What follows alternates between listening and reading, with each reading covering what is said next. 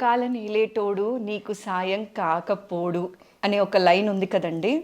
అవునండి. మామూలుగా నేను ఏ సింగర్ని కలిసినా కూడా ఒక మాట అంటూ ఉంటాను, ఏ జన్మలో తేనెతో శివుడికి అభిషేకం చేశారో కానీ ఇంత చక్కటి గాత్రాన్ని మీకు ప్రసాదించారండి అని చెప్పి. కానీ ఇవాళ నేను ఏమనాలో నాకు అర్థం కావట్లేదండి. ఇంత చక్కటి గాత్రాన్ని ప్రసాదించారు, ఒక తీరని లోటుని కూడా ఇచ్చారు. అయితే మీకు ఈ గాత్రాన్ని పొంది చిన్నప్పటి నుంచి ఈ ఈ దారిని ఎంచుకోవడానికి గల కారణం అండి? దారిని ఎంచుకోగల కారణం ఏంటంటే, నా చిన్నప్పుడు నా పుట్టుక అంటే ఇదే అండి. నేను పుట్టినప్పటి నుంచి ఆ తర్వాత నేను ఎదిగిన తర్వాత నేను పాటలు వినడమే, ఏం లేదు వినడమే. మా ఇంటి పక్కలో టేప్ రికార్డులు ఉండేవి. టేప్ రికార్డు పెట్టేవాళ్ళు మా ఇంటి పక్కల వాళ్ళు పెట్టినప్పుడు నేను పోయి అక్కడ గోడ మీద కూర్చునేవాడిని. ఏంటబ్బా ఇట్లా వాల్యూమ్ వినిపిస్తుందని ఇట్లా రేడియో అక్కడ కూర్చుని వినేవాడిని. అంతే. ఇంకా పాటలు ఏవైనా సరే ఇంకా పాటలు వినేవాడిని. అప్పట్లో ఏంటంటే ఎండ రాని వాన రాని చలి రాని ఏదన్నా సరే ఏదుంటే ఉంది, పాటలు విన్నామా లేదా, బురదుండని ఏమని ఉండని పాటలు విన్నామా లేదా అంతే. ఇటు సైడ్ల గోడ పైన ఎక్కేలా అలా వింటూ ఉండేవాడిని. ఎంత దాని మీద మళ్ళీ ఒక కెరసనాయిల్ డబ్బా, ₹1 బిళ్ళ, ఆ టేప్ రికార్డు విని అక్కడ మా ఇంట్లో రేడియో లేదండి. రేడియో అది ఇది ఏమీ లేకుండే. అయితే అక్కడ ఏం చేశారంటే వాళ్ళు అలా పెడుతూ ఉండేవాళ్ళు. వాళ్ళు ఫుల్ వాల్యూమ్ పెంచేవాళ్ళు, ఇంకా పెట్టేవాళ్ళు. ఇక తర్వాత వాల్యూమ్ పెంచారని చెప్పేసి నేను అక్కడ వెళ్ళి కూర్చుని వినేవాడిని. అలా అలవాటు అయిపోయింది వింటూ వింటూ ఉంటే. మామూలుగా ఏంటంటే చిన్నపిల్లల మనకు అప్పుడు ఏం ఉండదు ఆశ. ఇంకా నేను బయట తిరగలేను కదా, ఎటు తిరగలేను కాబట్టి సరే ఇంకా అదే ప్రపంచం అయిపోయింది. మామూలుగా నేను అనుకున్నావు టైంపాస్కి ఏదో పాడుకుందాం, ఇలా పాడు చేయని కూడా ఎవరు చెప్పలేరు. నాకే అనిపించింది ఏదో ఇలా పాడుకుందాం. అంటే విని నేర్చుకున్నదే మీరు సంగీతం? అవునండి, లేదండి విని నేర్చుకుంటామే. ఇంకోటి నేను ఎవరి దగ్గర కూడా జాయిన్ అవ్వలేదు ఆ టైంలో. మనకు చెప్పేవాళ్ళు లేరు, గైడెన్స్ ఇచ్చేవాళ్ళు కూడా లేరు కదా. ఆ టైంలో విని నేర్చుకోవడమే. ఎప్పుడైనా మరి కోపం వచ్చిందా అండి సాంబయ్య పైన? ఎందుకయ్యా ఇలా చేసావు, ఎందుకయ్యా ఇలా రాసావు నా రాత? అట్లా ఏం లేదండి, నాకేం కోపం ఏమి రాలేదు. చిన్నతనంలో ఏంటంటే నాకు అప్పట్లో ఏం టెన్షన్ ఉండేది కాదు. విన్నామా, పాడామా, వచ్చేసామా. ఎప్పుడైతే నా దగ్గర రేడియో ఉందో, రేడియో ఉన్న తర్వాత అప్పట్లో నాకు సింగర్స్ పేరు తెలియదు కదండి. పలానోళ్ళు వాడుతున్నారు, పలానోళ్ళు హీరోలు, పలానోళ్ళు హీరోయిన్స్ బయట చెప్తే గానీ నాకు తెలియదు ఇది చిరంజీవి గారు, ఇది బాలకృష్ణ గారు, ఇది నాగార్జున గారు, ఇది వెంకటేష్ గారు అని. ఓకే, చెప్తే తెలిసేది.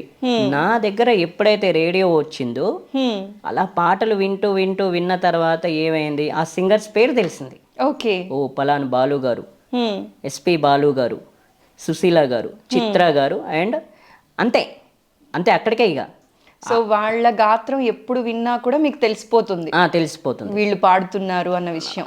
వాళ్ళ వాయిస్లు గెస్ చేస్తాను. సినిమాలకు వెళ్తుంటారా ఎక్కువ? అంటే సినిమాల కంటే ఫస్ట్ ఆఫ్ ఆల్ నేను 1996లో అడవిలో అన్న సినిమాకు వెళ్ళానండి, థియేటర్కి, మోహన్ బాబు గారి సినిమాకు. ఓకే, అంతే. ఇంకా ఆ టైం వాళ్ళు ఏంటంటే అందరికీ సినిమా టికెట్లు తీసుకునేవాళ్ళు. ఓకే, నాకు వదిలేసేవాడు, నాకు తీసుకోలేరు టికెట్లు. అంటే సినిమా టికెట్స్ నాకు లేకపోయేది. ఓకే, తీసుకోలేరు. అప్పటి నుంచి నాకు థియేటర్కి వెళ్ళడం అలవాటు. అప్పుడు థియేటర్లో సినిమాలు నేను అనుకునేవాడిని, ఏంటబ్బా వీళ్ళు సినిమాలు చూస్తామంటున్నారు. సినిమాలు అంటే మనకు తెలియదు కదా అప్పుడు స్టోరీలు, సినిమాలు అనేవి.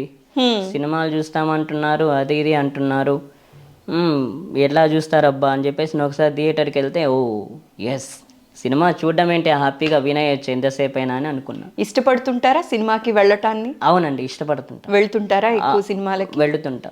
ఓకే, నేను రీసెంట్గా మ్యాక్సిమం నేను విన్న సినిమాలు ఫస్ట్ అడవిలో అన్న, ఆ తర్వాత వెంకటేష్ గారిది ప్రేమించుకుందాంరా, ఆ తర్వాత చిరంజీవి గారిది మాస్టర్, ఆ తర్వాత మళ్ళీ చిరంజీవి గారిదే ఇద్దరు మిత్రులు, మళ్ళీ చిరంజీవి గారిదే ఏంటది చూడాలని ఉంది. 3 సినిమాలు, ఈ సినిమాలు చిరంజీవి గారిదే విన్నా. ఓకే, ఆ తర్వాత మళ్ళీ లక్ష్మీ నరసింహ 2004 బాలకృష్ణ గారిదే. ఇలా ఒక్కొక్క సినిమా అట్లా వెళ్ళేవాడిని. ఓకే. ఇప్పుడు తగ్గించాను కానీ సో హీరో మాట వినంగానే తెలిసిపోతుందా? తెలిసిపోద్ది. ఇది టీవీలో ఎప్పుడైనా వస్తే తెలిసిపోతూ ఉంటుందా? తెలిసిపోతుంటది. నేను వాళ్ళ వాయిస్లు గెస్ చేస్తుంటాం. ఓకే. మామూలుగా ఏంటంటే తమిళోళ్ళ వాయిస్లు ఉంటే కొంచెం డబ్బింగ్ ఉంటుంది కదా, అవి తెలియదు కానీ తెలుగు వాళ్ళని ఖచ్చితంగా గెస్ చేస్తా. ఓకే. ఓ ఈయన ఎన్టీఆర్ సార్, ఓ ఈయన అల్లు అర్జున్ సార్, ఈయన మహేష్ బాబు సార్, ఈయన రవితేజ సార్, ఓ ఈయన యాక్షన్ హీరోలు, వీళ్ళ సినిమాలు ఖచ్చితంగా. అందులో కూడా నాకు ఎట్లాంటివంటే ఫైట్ సినిమాలు ఎక్కువ నచ్చుతాయి. ఓకే. యాక్షన్ సినిమాలు, యాక్షన్ అండ్ ఫైట్. మామూలు ఫైట్ లేని సినిమాలు అంటే వినను. ఓకే. ఫైట్ ఉన్న సినిమాలే ఎక్కువ. వైలెన్స్ ఉండాలన్నమాట సినిమాలు మాత్రం. వైలెన్స్ ఎక్కువ ఉంటే నచ్చుతాయి నాకు సినిమాల్లో. అందుకే ఇందాక మీకు చెప్పిన సినిమాలో ఫుల్ వైలెన్స్. గణేష్, వెంకటేష్ గారిది. ఇప్పుడు మేము వచ్చే ముందు కూడా గణేష్ సినిమా చూస్తూ ఉన్నానని చెప్పారు. ఇంతకు ముందు అదే సినిమా నడుస్తుంది, వైలెన్స్. ఎంత స్వచ్ఛంగా నవ్వుతున్నారు తెలుసా రాజు గారు, నిజంగా మనసు చాలా ఉల్లాసంగా అనిపిస్తుంది మీరంతా స్వచ్ఛంగా నవ్వుతుంటే. థ్యాంక్ యూ అండి, థ్యాంక్ యూ వెరీ మచ్. మామూలుగా అంటే నేను రఘు కుంచే సార్ దగ్గరికి వెళ్ళినప్పుడు కూడా అబ్బా ఏమని అంటారు, ఏమనరు, హ్యాపీగా నీళ్ళు ఇచ్చారు తాగు, షూటింగ్లో మీ ఇద్దరం కలిసి ఆడుకునే వాళ్ళం స్టూడియోలో. అంతే, అమ్మయ్య రఘు కుంచే సార్ ఏమైనా సరే. ఆయన మట్టిలో మాణిక్యాలని పట్టుకోవాలి అంటే ఆయన తరువాతే ఎవరైనా అని చెప్పచ్చండి. అసలు వదిలిపెట్టరు, ఎక్కడైనా ఆయనకి టాలెంట్ కనిపిస్తే వదిలిపెట్టరండి. అవును, ఎప్పుడైనా సరే వదిలిపెట్టరు, ఇంకా టచ్లో ఉంటారు అంతే. ఇంకా వాళ్ళకు కొంచెం వెనక ముందైనా ఆయన మాట తప్పరు ఎక్కడైనా. ఆ రోజు ఇంటర్వ్యూలో కూడా అదే మాట చెప్పారు ఆయన, కొంచెం అటు ఇటు అవ్వచ్చు కానీ మాట తప్పే రకం కాదు. ఈ విషయం నాకు ఆ రోజే అర్థమైంది చూసిన ఆయన వాయిస్ విన్న తర్వాత, అక్కడికి ఆయన దగ్గరికి వెళ్ళిన తర్వాత. అయితే రాజుగారు, మీకు పలాస మూవీలో అవకాశం వచ్చింది, టైటిల్ సాంగ్ మీరే పాడారు. అవునండి. ఆ అవకాశం వచ్చినప్పుడు ఎలా అనిపించిందండి? అసలు మీ ఫీలింగ్ ఏంటి? అవకాశం వచ్చినప్పుడు మామూలుగా లేనండి. నేను కాదు ఆ రోజు, మామూలుగా లేను, మామూలుగా ఎగిరి గంతే నుండి. ఎందుకంటే జనాలు ఉంటారు బయట డాన్స్ చేయడానికి, అలా అనిపిస్తుంది. ఆ రోజు స్టూడియోకి వెళ్ళిన తర్వాత 11 గంటలకు షూటింగ్ చేసామండి. మాకు 3:40కి అయిపోయింది షూటింగ్. అప్పటి వరకు నాకేమి భయం అది ఏం లేదు. ఆయన ఇంకా నా దగ్గర ఉన్నారనే హ్యాపీనెస్ తప్ప భయం అలాంటిది ఏం లేదు.